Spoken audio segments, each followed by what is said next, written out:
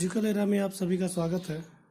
12th वाणिज्य commerce subject हमारा accountancy लेखा शास्त्र और अकाउंटेंसी में हमारा चैप्टर जो चल रहा है chapter 2 accounting for partnership fundamentals, साझेदारी के लेके आधारभूत सिद्धांत चैप्टर 2। ये आज इस चैप्टर पर पार्ट 7 7वें नंबर का वीडियो है। पिछला वीडियो जो 6वें नंबर का वीडियो था उसमें हमने क्वेश्चन नंबर 5 एनसीईआरटी की बुक, क्वेश्चन नंबर 5 आपकी सिलेबस की बुक है, पेज नंबर 107 106 107 में आप क्वेश्चन नंबर 6 इस सवाल को आप देख सकते हैं।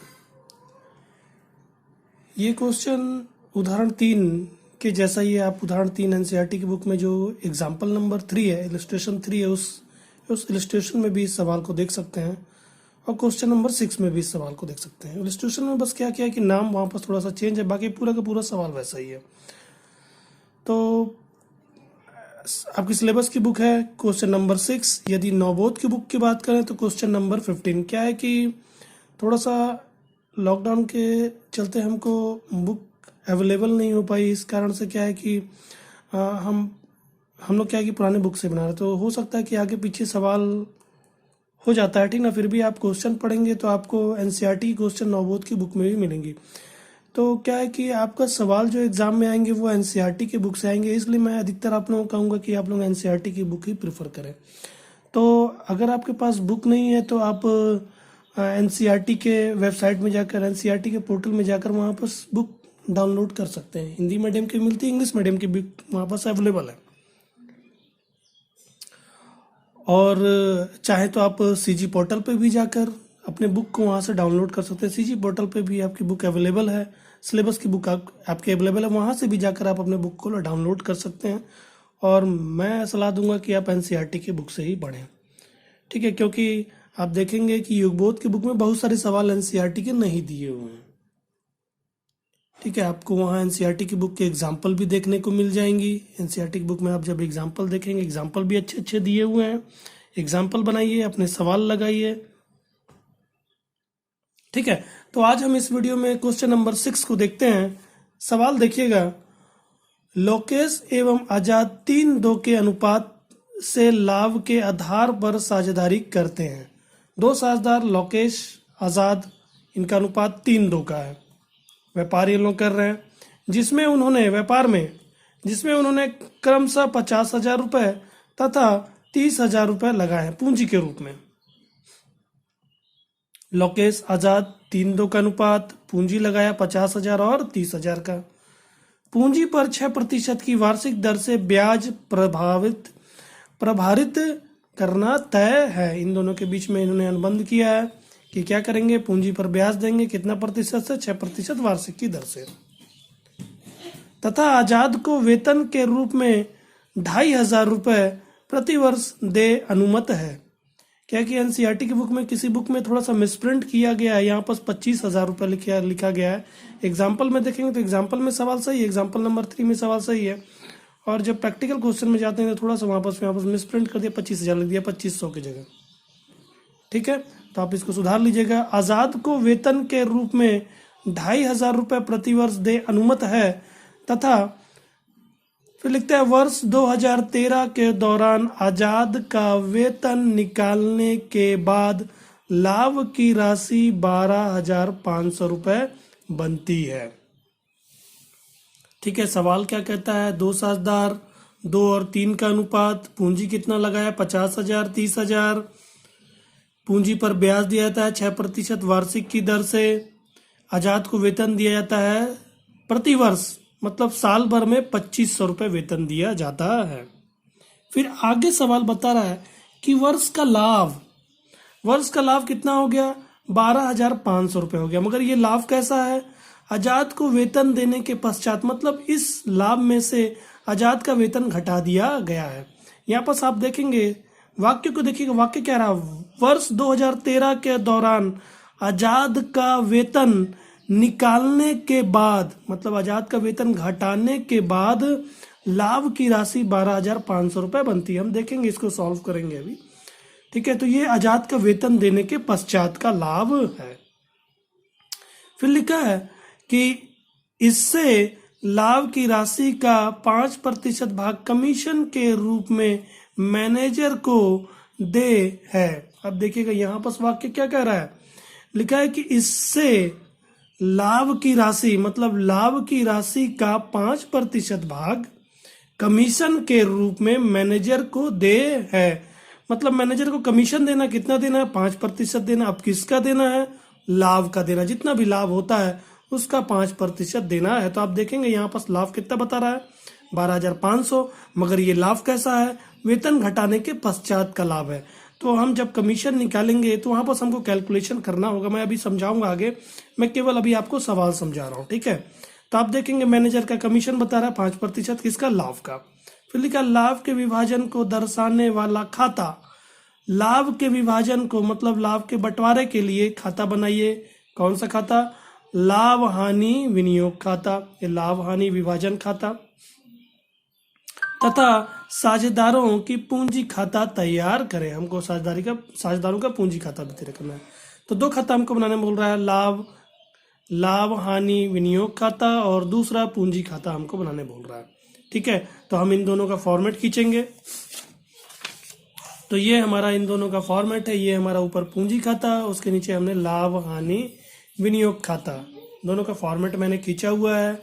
ये पूंजी खाता है, दिनांक विवरण लोकेश की राशि आजाद की राशि, फिर उसी तरह दिनांक विवरण लोकेश की राशि और आजाद की राशि, ये हमारा क्रेडिट पक्ष और ये डेबिट पक्ष पूंजी खाता है।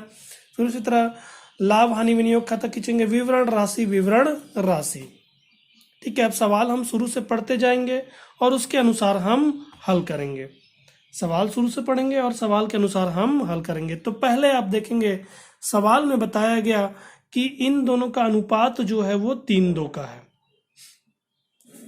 सवाल में क्या बताया गया, 3:2 का अनुपात बताया गया कि दोनों साझेदारों का अनुपात जो है वो 3:2 का है। ये किस लिए बता रहा है, जो लाभ का बंटवारा होगा वो इस अनुपात में होगा। तो अभी तो हमको क्या करना है, लाभ में से बहुत सारी चीजें देनी है, जैसे कि पूंजी पर ब्याज देना है, वेतन देना है, फिर बाद में इनको देने के पश्चात जो लाभ बचेगा उनको इस अनुपात में, जो लाभ बचेगा उसको उस लाभ को इस अनुपात में बांटकर इन दोनों को दे दिया जाएगा। तो पहले अभी हम इसका बाद में देखेंगे, क्योंकि हम इन दोनों को घटाने के पश्चात ही शेष बचा हुआ लाभ प्राप्त कर पाएंगे, ठीक है। तो आप याद रखिए लोकेश एवं आजाद का अनुपात क्या है, 3:2 का है। अब सवाल आगे बोलता है कि उनकी पूंजी 50,000 और 60,000, तो हम इसको 50,000 और 30,000 इसको हम लिखते हैं, क्योंकि पूंजी है तो हमको इसको पूंजी खाते में लिखना होगा।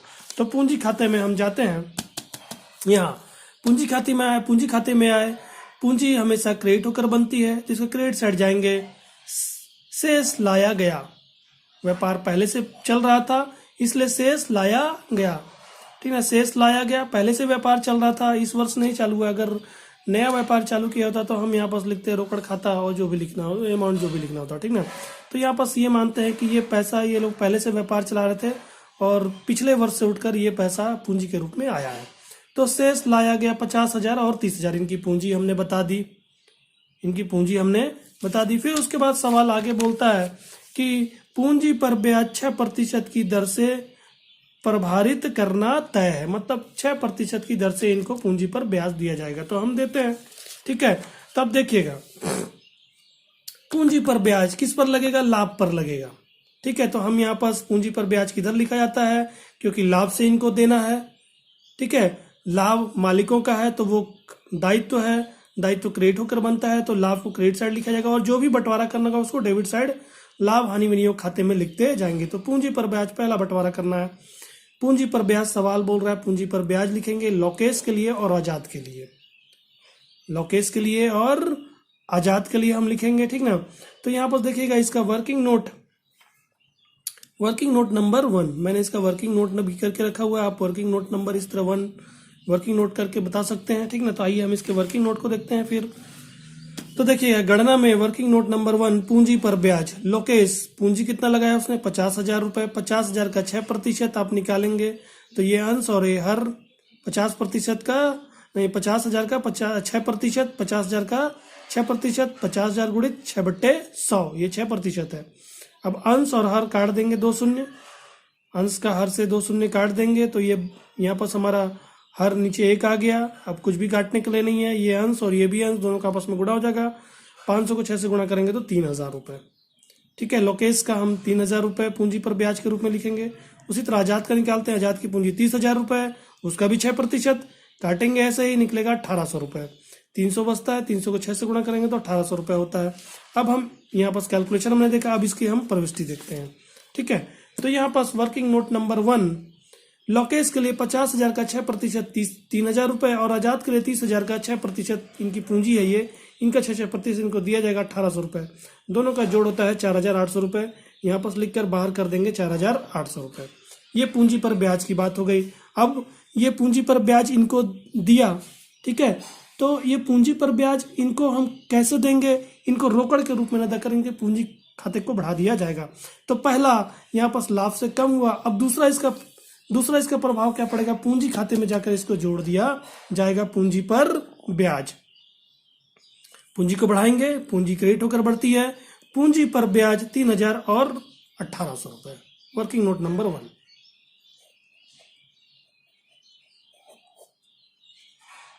ठीक है, तो हमने यहाँ पर सवाल को पढ़ा, पूंजी पर ब्याज के विषय में पढ़ा और पूंजी की ब्याज के विषय में हमने यहाँ पर उसके प्रभाव को लिख दिया। दोनों ही प्रभाव को हमने लिखा। तो आपने सवाल को देखा, सवाल में आपको पहले 3:2 का अनुपात बता रहा था, उसको हम आगे चल के देखेंगे। फिर उसके बाद पूंजी के विषय में बता रहा था, पूंजी को हमने लिख दिया। फिर उसके बाद पूंजी पर ब्याज के विषय में बता रहा था, पूंजी के ब्याज को हमने क्या किया, लाभ से इसको घटाया और पूंजी पर ब्याज को हमने इनके पूंजी खाते में जोड़ दिया। ठीक है, आगे सवाल अब देखते हैं। पूंजी पर ब्याज हो गया। आगे सवाल हमारा बोलता है, तथा आजाद को वेतन के रूप में, आगे यहाँ देखिएगा, यहाँ तक हमने पूंजी का किया, यहाँ तक पूंजी का, फिर आगे बढ़ते हैं। तथा आजाद को वेतन के रूप में 2,500 रुपये प्रति वर्ष दे अनुमत है। आजाद को वेतन दिया जाएगा कितना? 2,500 रुपये प्रति वर्ष। तो अब देते हैं, ये भी लाभ से बंटवारा होगा। मालिक को पैसा दिया जा रहा है तो कहाँ से दिया जाएगा? लाभ से ही दिया जाएगा। ठीक है, तो वेतन किसके लिए? आजाद के लिए। कितना? 2,500 रुपये केवल आजाद को दिया जा रहा है, तो हम 2,500 रुपये सीधे बाहर कर देंगे। वेतन आजाद को 2,500 रुपये लाभ से दे दिया गया, लाभ से इसको घटाया गया, लाभ का बंटवारा हो रहा है, मालिकों को दिया जा रहा है तो उसको वेतन के रूप में दिया जा रहा है, तो लाभ से हमने कम किया 2,500 रुपये। ठीक है, तो ये हमारा हो गया वेतन का। ठीक है, इधर लाभ बनता है, इधर से लाभ का बंटवारा किया जाता है, डेबिट करके हमने इसका बंटवारा किया 2,500 रुपये। पहले पूंजी पर ब्याज के लिए ब्याज को दिया, फिर उसके बाद वेतन को दिया। अब ये वेतन किसका है? आजाद का है, तो आजाद को रोकड़ के रूप में देना चाहिए था, पैसे के रूप में दे देना चाहिए था, मगर पैसे के रूप में न देकर क्या किया गया? उसके पूंजी खाते को ही बढ़ा दिया जाएगा। तो पूंजी इधर से बढ़ती है, हम यहाँ पर लिखेंगे वेतन, और ये आजाद का कॉलम में जाएंगे, आजाद की कॉलम राशि वाली जो आजाद की है उसमें जाएंगे और वहां पर 2,500 लिख देंगे। लोकेश में नहीं लिखेंगे क्योंकि लोकेश को कोई वेतन प्राप्त नहीं हो रहा है। तो हमने इसका भी 2 प्रभाव देखा। सवाल को हम जैसे जैसे पढ़ते जा रहे हैं उसके हिसाब से हम हल कर रहे हैं। पूंजी के बारे में बता रहा था, पूंजी को लिखा, पूंजी पर ब्याज के बारे में लिखा, वेतन के विषय में बताया था, वेतन के विषय में भी हमने 2 प्रभाव को देखा। अब आगे हम और सवाल को देखते हैं। तो आगे कहता है सवाल, वर्ष 2013 के दौरान आजाद का वेतन निकालने के बाद लाभ की राशि 12,500 रुपये बनती है। तो यहाँ पर लाभ के विषय में बता रहा है, तो लाभ बता रहा है तो हमको लाभ के रूप में लाभ हानि विनियोग खाते में इसको लिखना होगा लाभ के रूप में। मगर ये लाभ कैसा है? ये लाभ वेतन घटाने के पश्चात, आजाद के वेतन घटाने के पश्चात का है। तो इसको कैसे करना होगा? क्योंकि हम यहाँ पर आजाद को वेतन, यहाँ पर आप देखेंगे कि आजाद को मैंने यहाँ पर घटाया हुआ है, तो एक बार मैं यहाँ पर मैं एक बार आजाद को लिख दिया हूँ, और यदि यहाँ पर अमाउंट में 12,500 ले लूँ तो क्या होगा? ये तो पहले से घटाया अमाउंट आ जाएगा, मतलब घटाया अमाउंट आ जाएगा। आजाद का वेतन पहले से घटा हुआ अमाउंट आ जाएगा लाभ के रूप में, जबकि हम यहाँ पर घटा रहे हैं। तो हमको क्या करना होगा? पहले जो ऐसे लाभ को लेना होगा जिसमें आजाद का वेतन ना घटा हुआ हो, तो उसका कैलकुलेशन हमको करना होगा। अगर हम इसको यहाँ लेंगे तो दोबारा पहले इसको जोड़कर कैलकुलेट करके फिर यहाँ पर हमको लाभ को लिखना होगा। तो हम कैलकुलेट करते हैं, देखिएगा वर्किंग नंबर 2 में देखिएगा। ठीक है, वर्किंग नोट नंबर 2 में हमने लाभ का यहाँ पर गणना किया है। तो सवाल में आपको लाभ कितना बताया? 12,500। ये लाभ कैसा है? आजाद के वेतन घटाने के पश्चात का है। हमको पूरा लाभ चाहिए क्योंकि हमने आजाद का जो वेतन है उसको यहाँ पर लिखा हुआ है, ठीक है, यहाँ पर लिखा हुआ है, इसलिए हमको क्या करना होगा, ऐसे लाभ को लेना होगा जिसमें आजाद का वेतन जुड़ा हुआ हो, तभी यहाँ पर हम इसको घटा पाएंगे। अगर हम यहाँ पर घटाया लाभ ले लेंगे तो फिर हम इसको यहाँ पर नहीं दिखा पाएंगे, ठीक है। तो इसलिए यहाँ पर पहले हमको उसके वेतन को जोड़ना होगा। तो देखिएगा 12,500 ऐसा लाभ जिसमें वेतन घटा हुआ, उसमें हम जोड़ देते हैं आजाद का वेतन को 2,500 रुपये, तो पूरा लाभ कितना हो गया, 15,000 रुपये, ठीक है। इसी 15,000 को हम लिखेंगे लाभ के रूप में। तो यहाँ पास लाभ हानि वितरण खाता से ये उठकर लाभ आया है, वर्किंग नोट 2 में मैंने आपका कैलकुलेशन बताया, 15,000 रुपये हम यहाँ पास लिख देंगे।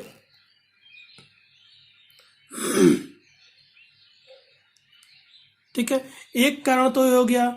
दूसरा कारण ऐसा क्यों कर रहे हैं हम कि वापस दोबारा जोड़ रहे हैं, हम चाहते तो इसको नहीं लिखते, हम चाहते तो यहाँ पास इसको नहीं लिखते, ठीक ना, और यहाँ पास 12,500 ही रहने देते, तो ऐसा भी हम कर सकते थे, ठीक ना।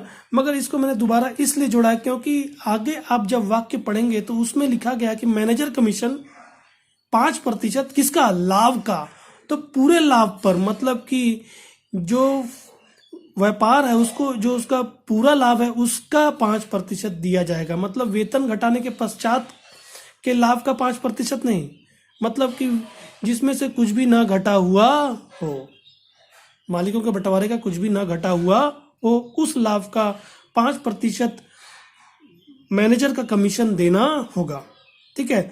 तो यहाँ पर आप देखेंगे कि लाभ का पहले आपको क्या करना होगा, पूरा लाभ के रूप में गणना करना पड़ेगा, ठीक। तो हमने यहाँ पर लाभ का भी लिख दिया। अब हम आगे सवाल जो बोला था हमने लिखा, पूंजी के विषय में कह रहा था, पूंजी लिखा, पूंजी पर ब्याज के विषय में कहा, वो भी हमने लिख लिया, वेतन के विषय में कहा, वेतन के विषय में भी लिख लिया, लाभ के विषय में कहा, लाभ के विषय में भी हमने लिख दिया। अब हम आगे सवाल चलते हैं। सवाल कहता है कि इससे लाभ की राशि का 5% भाग, इससे लाभ की राशि का 5% भाग कमीशन के रूप में मैनेजर को दे है। अब मैनेजर को हम देते हैं, ठीक है। तो देखिएगा 5% निकालने बोल रहा है, तो इसका आप देखिएगा वर्किंग नोट नंबर 3 में इसका कैलकुलेशन मैंने किया हुआ है मैनेजर कमीशन का। तो ये वर्किंग नोट नंबर 3 है हमारा मैनेजर कमीशन। तो देखेंगे पूरा लाभ कितना है, 12,500 प्लस 2,500, 15,000 रुपये होता है। इस 15,000 का 5% दिया जाएगा, तो 15,000 का 5%, ठीक है, 15,000 का 5%, ये अंश और ये हर कट जाएगा, 2 शून्य ऊपर नीचे, अब बच गया 150 और यहाँ पर अंश में 5, तो 150 को 5 से गुणा कर देंगे तो 750 रुपये आता है मैनेजर का कमीशन। तो हम यहाँ पास मैनेजर कमीशन लिखेंगे 750 रुपये, मैनेजर कमीशन इसी में से लाभ में से दिया जाएगा, मैनेजर कमीशन 15,000 का 5%, 750 रुपये। अब देखेंगे इसका एक जगह प्रभाव है, इसका दूसरा प्रभाव हम पूंजी खाते में नहीं डालेंगे क्योंकि मैनेजर मालिक नहीं है, ठीक है। अगर मालिक को दिया था तो हम उसके पूंजी में जाकर जोड़ देते, मगर मैनेजर मालिक नहीं है,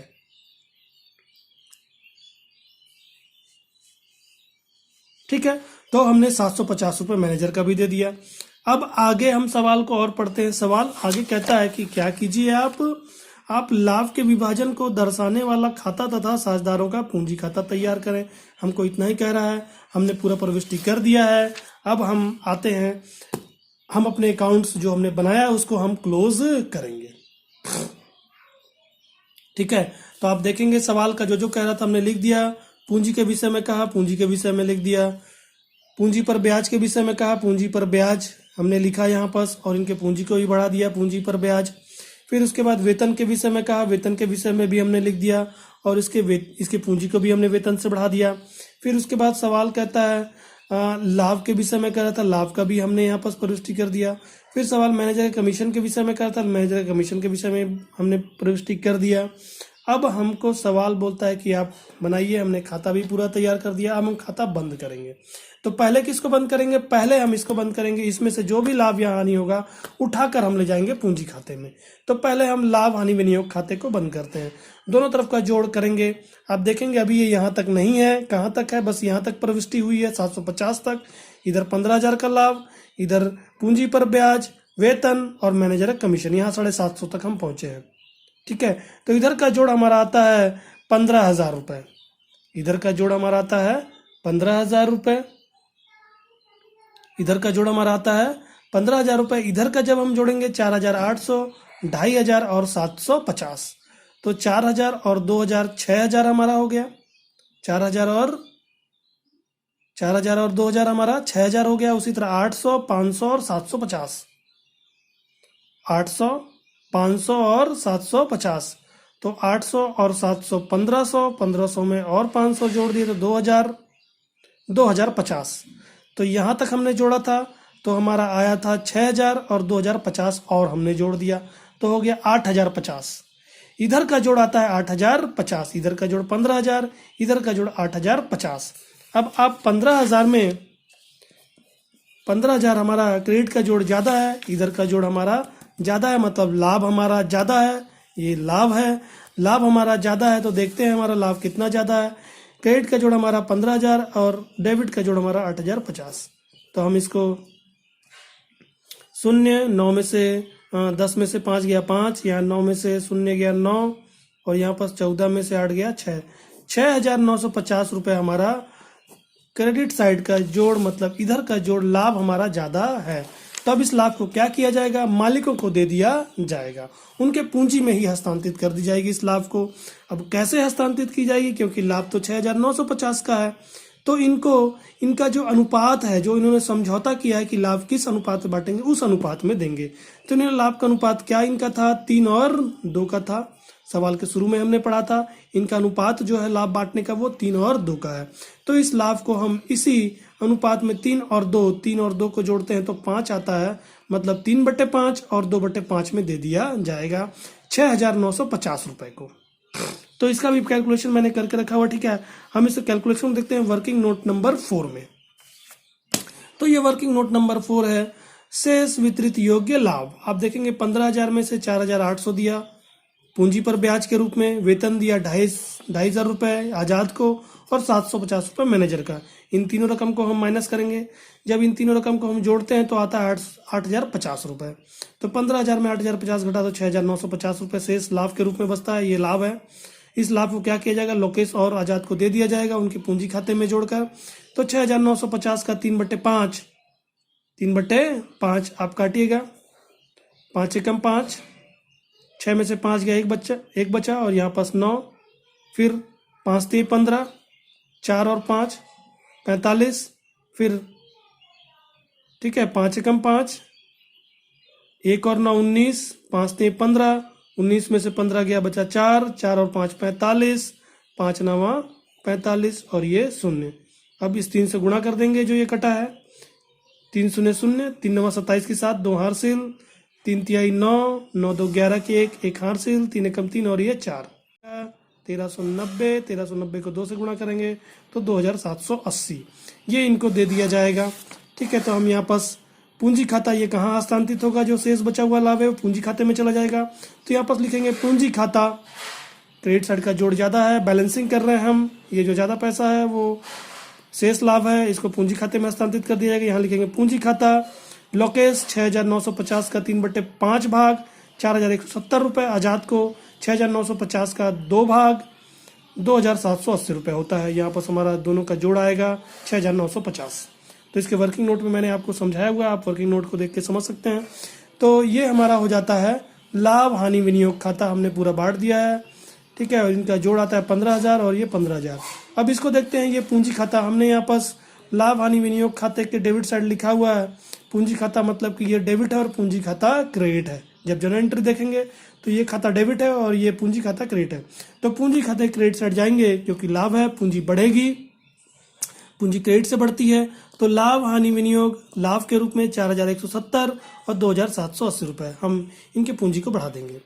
तो ये हमारा पूंजी खाता भी हो जाता है। अब इस पूंजी खाते को भी बंद करते हैं, तो हम इधर का जोड़ जोड़ेंगे और इधर का भी जोड़ जोड़ेंगे। तो इधर कुछ भी नहीं है, इधर कुछ भी नहीं, डेबिट साइड में कुछ भी नहीं लिखा हुआ है। यहाँ जब हम जोड़ेंगे तो 50 53, 50 और 3 53, और उसमें 4 जोड़े तो 57,170 रुपये, 57,170 रुपीज़, 57,170 रुपये इधर का जोड़ा था, इधर का जोड़ नील, कुछ भी नहीं। तो इस जो इधर का जोड़ आ रहा है उसी को हम शेष के रूप में बता देंगे कि क्रेडिट शेष है हमारा, क्रेडिट साइड ज़्यादा है, पूंजी हमारा 57,170 रुपये, तो यहाँ पर बताएंगे शेष ले जाया गया 57,170 रुपये। फिर उसी तरह इसका जोड़ेंगे, 30 32, 30 2 32, एक 33, 33 और 2 हमारा हो गया 35, 35,000। 30 2 32, 32 एक 33, 33 2 35 और उसी तरह 500, 800 और 750, तो हमारा 2080 रुपये हो जाता है। तो 35 में 2000, 35 में 2000, ये 80 रुपये है।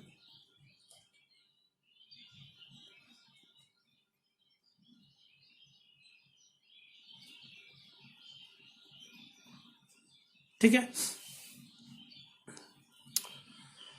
तो 37,080 रुपये, इधर का जोड़ इधर का जोड़ कुछ भी नहीं है, तो यहाँ पर हम शेष ले जाया गया 37,080 रुपये लिख देंगे। ठीक है, तो ये हमारा पूंजी खाता भी तैयार हो जाता है। तो हमने इस वीडियो के माध्यम से क्वेश्चन नंबर 6 को देखा। आसान सा सवाल था, तो आशा करता हूँ कि आपको ये जो क्वेश्चन नंबर 6 का सवाल है उसका हल आपको समझ आया होगा। आसान सा सवाल है, लाभ के बंटवारे यानी लाभ के विभाजन के लिए सवाल है, और साझेदारों के मध्य क्या है, साझेदारी संलेख मतलब कि अनुबंध भी मौजूद है। ठीक है, तो हमने इस पॉइंट पर आज इस सवाल को देखा। तो आशा करता हूँ कि आपको ये 6वां नंबर का सवाल का हल जो है वो समझ आया होगा। तो मेरे चैनल पर यदि नए हैं तो प्लीज़ मेरे चैनल को सब्सक्राइब और नोटिफिकेशन बेल प्रेस करना ना भूलें, जिससे आने वाले वीडियो का नोटिफिकेशन आपको मिलता रहे। और मेरे वीडियो को प्लीज़ लाइक और शेयर करना ना भूलें। आज के लिए इतना ही, धन्यवाद।